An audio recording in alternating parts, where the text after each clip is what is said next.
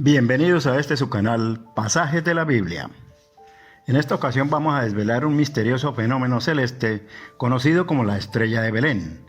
Estrella esta que la mayoría de las personas en todo el mundo consideran de buen augurio. Le causará un gran impacto el descubrir en este video la asombrosa conclusión a la que se llega sobre esta hermosa estrella. Después de observar el video, deja tu apreciado comentario y no olvides suscribirte para que puedas disfrutar de primera mano las próximas producciones del canal. Hace unos 2023 años, un astro guió a unos magos de Oriente hasta el lugar de nacimiento de Jesús. Hoy día, astrólogos, astrónomos y astrofísicos siguen tratando de averiguar a qué fenómeno hace referencia la Biblia y se ha llegado a conclusiones tales como la aparición de un cometa. Esta es una de las primeras opciones consideradas. No obstante, en los registros que se tienen, el cometa más cercano a la fecha del nacimiento de Jesús fue el cometa Halley, el cual visitó la Tierra en el año 12 antes de Cristo, pero en esa época los cometas eran considerados señales de mal augurio, por lo que es poco probable que este fuera contemplado como una señal divina del nacimiento del Hijo de Dios. Otra posible explicación sugiere que la estrella de Belén pudo ser en realidad una supernova, es decir, la explosión de gran magnitud que acompaña la muerte de algunas estrellas. Las supernovas emiten luz durante días e incluso durante semanas, lo que podría haber dado lugar a la creencia de que una nueva estrella había nacido en el cielo. Sin embargo, los registros vuelven a refutar esta otra hipótesis, ya que la supernova más cercana de la que se tenga información tuvo lugar unos 185 años después del nacimiento de Jesús. Otro fenómeno celeste con el cual se trata de explicar la posible aparición de un punto brillante en el cielo que anunciara el advenimiento de Jesús se produjo en el año 6 a.C. Fue la conjunción entre Júpiter, Saturno y la Luna, lo cual hizo suponer que pudo haber brillado con tal intensidad en el cielo como para considerarla la señal que puso en camino a los magos de Oriente. Sin embargo, cálculos muchos más aproximados de la posición de los planetas del sistema solar señalan que los gigantes de este sistema en realidad no se aproximaron tanto como para brillar de manera sobresaliente sobre los demás astros. La teoría más aceptada hoy día señala a Sirio, la estrella más brillante de la constelación del Can Mayor, cuya luminosidad a finales de diciembre domina el cielo junto a la luna. Según algunos astrónomos, fue esta estrella la que guió a los reyes de Oriente hacia Belén. Algo que respalda esta hipótesis es el hecho de que durante siglos la misma sirvió a los navegantes para orientarse en el hemisferio norte durante la noche. Pero esta consideración es la que menos puede aceptarse, debido a que Sirio, la estrella más brillante de la constelación del Can Mayor, cuya luminosidad a finales de diciembre domina el cielo junto a la luna, lo hace en pleno invierno. Y el registro bíblico de Lucas capítulo 2 versículo 8 al 12 dice: había en la región algunos pastores que moraban en el campo y estaban velando las vigilias de la noche sobre su rebaño. Como evidentemente puede notarse, se narra que el nacimiento de Jesús se produjo en una época en que los pastores dormían a campo raso, cosa que no podían hacer en invierno. Ahora bien, el pasaje bíblico que narra este acontecimiento de la estrella de Belén se halla en el libro de Mateo capítulo 2 versículo 1 al 16. Dice: nacido pues Jesús en Belén de Judá en los días del rey Herodes, llegaron del oriente a Jerusalén unos magos diciendo: ¿dónde está el rey de los judíos que acaba de nacer? Porque hemos visto su estrella en oriente y venimos a adorarle. Al oír esto, el rey Herodes se turbó y con él toda Jerusalén. Y reuniendo a todos los príncipes de los sacerdotes y a los escribas del pueblo, les preguntó dónde había de nacer el Mesías. Ellos le contestaron: en Belén de Judá, pues así está escrito por el profeta. Y tú, Belén, tierra de Judá, no eres ciertamente la más pequeña entre las principales de Judá, porque de ti saldrá un jefe que apacentará a mi pueblo Israel. Entonces Herodes, llamando en secreto a los magos, les interrogó cuidadosamente el tiempo de la aparición de la estrella. Y enviándolos a Belén, les dijo: Id e informaros sobre ese niño, y cuando le encontréis, comunicádmelo, para que vaya también yo a adorarle. Después de oír al rey, se fueron, y he aquí que la estrella que habían visto en oriente les precedía, hasta que, llegada encima del lugar donde estaba el niño, se detuvo. Al ver la estrella sintieron grandísimo gozo, y entrados en la casa vieron al niño con María, su madre, y de hinojos le adoraron, y abriendo sus tesoros le ofrecieron oro, incienso y mirra. Advertidos en sueños de no volver a Herodes, se tornaron a su tierra por otro camino. Partido que hubieron, he aquí que el ángel del Señor se apareció en sueños a José y le dijo: Levántate, toma al niño y a su madre, y huye a Egipto, y estate allí hasta que yo te avise, porque Herodes buscará al niño para quitarle la vida. Y levantándose de noche, tomó al niño y a la madre, y partió para Egipto, permaneciendo allí hasta la muerte de Herodes, a fin de que se cumpliera lo que había pronunciado el Señor por su profeta, diciendo: De Egipto llamé a mi hijo. Entonces Herodes, viéndose burlado por los magos, se irritó sobremanera y mandó matar a todos los niños que había en Belén y en sus términos, de 2 años para abajo, según el tiempo que con diligencia había adquirido de los magos. Para analizar a conciencia este pasaje bíblico sin apasionamiento alguno, se debe centrar la atención en detalles que suelen no tenerse en cuenta.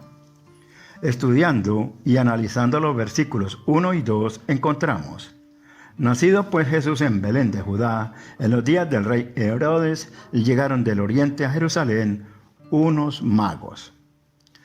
Luego Jesús ya había nacido cuando los magos llegaron a Jerusalén, y si observamos la distancia que recorrieron, se puede concluir que tardaron mínimo 1 semana. Diciendo: ¿Dónde está el rey de los judíos que acaba de nacer? ¿Cómo supieron ellos que el niño que había nacido era rey de los judíos? Nótese que afirman que ese niño ya es rey, cosa que no es cierta, puesto que Jesús jamás fue su rey y no había sido aún ungido. Él nunca ocupó trono alguno aquí en la tierra. El mismo Jesús le dijo a Pilatos: Mi reino no es de este mundo. Por consiguiente, ningún ser humano hasta muchísimo tiempo después en que Jesús dijo esas palabras pudo comprender a cabalidad la profecía del profeta Miqueas. Porque hemos visto su estrella en oriente y venimos a adorarle. ¿Por qué afirman de manera específica que esa estrella que vieron allá en oriente es la estrella que señalaba el nacimiento de Jesús y no otra cualquiera? ¿Por qué solamente la vieron ellos? Era un fenómeno celeste y llamativo. ¿Por qué no la vieron otras personas? ¿Por qué ningún historiador de la antigüedad dice cosas algunas sobre este asombroso acontecimiento celeste?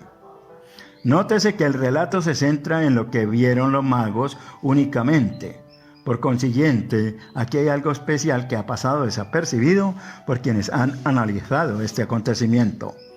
Otro asunto es: la estrella los estaba guiando, pero ¿por qué los condujo primero a Jerusalén ante la presencia de Herodes y no directamente donde estaba Jesús?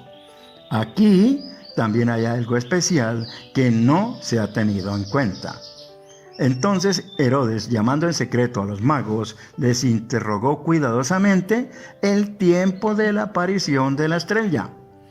Es bastante llamativo que Herodes se interese por el tiempo que ha transcurrido desde el momento en que los magos vieron por primera vez la estrella hasta el momento de su visita a Jerusalén. Y enviándolos a Belén, les dijo: Id e informaros sobre ese niño, y cuando le encontréis, comunicádmelo, para que vaya también yo a adorarle. Esto es bien extraño. Los magos le dicen a Herodes que ellos quieren adorar al que ha nacido rey de los judíos. ¿Y él también quiere ir a adorarlo? ¿Un rey adorando a otro rey? ¿Y los magos adorando a un rey como si fuese un dios o una deidad conocida? Realmente, ¿cuál es la verdadera intención de Herodes? Después de oír al rey se fueron, y he aquí que la estrella que habían visto en oriente les precedía hasta que llegada encima del lugar en que estaba el niño, se detuvo. Esta es la cereza que corona el pastel. ¿Por qué un cuerpo celeste que está en constante movimiento de rotación y traslación se detiene? Según la mecánica celeste y los postulados de la astronomía y la astrofísica, esto no es posible. Pero eso no es todo. Analicemos el movimiento de la estrella. Ella les precedía guiándolos, pero el asunto es, ¿a qué distancia estaba la estrella? Si estaba allá en el cenit, ¿cómo señaló cuál era exactamente la casa donde estaba Jesús? ¿Podría ser que un rayo especial desde donde estaba la estrella la señalara específicamente? Pero eso no es lo que narra el relato bíblico. El relato dice que llegada encima del lugar donde estaba el niño se detuvo. Se quedó estática sobre la casa. Esto es realmente asombroso. ¿Qué pasó con la estrella después que los magos retornaron a su tierra? Simplemente desapareció porque no era una perfecta creación de Jehová. Advertidos en sueños de no volver a Herodes, se tornaron a su tierra por otro camino. ¿Qué pasó aquí? ¿Quién les advirtió en sueños que no retornaran ante la presencia de Herodes? ¿Y por qué no debían retornar donde Herodes? Parte de la respuesta está en el versículo 13.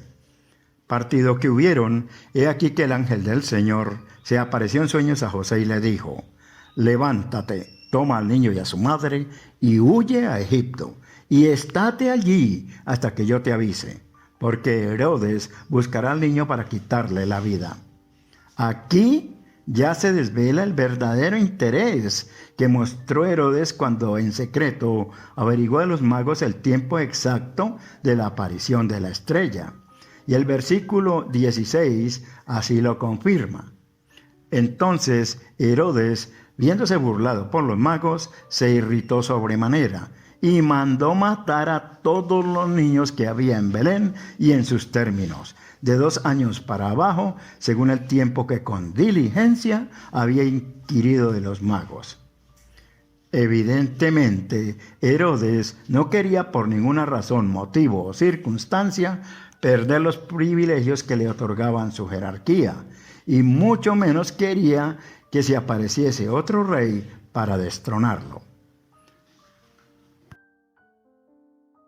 Hasta este momento se ha estudiado el desenvolvimiento de los acontecimientos y es bien notorio que Dios en este asunto solo interviene en 2 ocasiones únicamente, a saber, cuando advertidos en sueños de no volver a Herodes, se tornaron a su tierra por otro camino.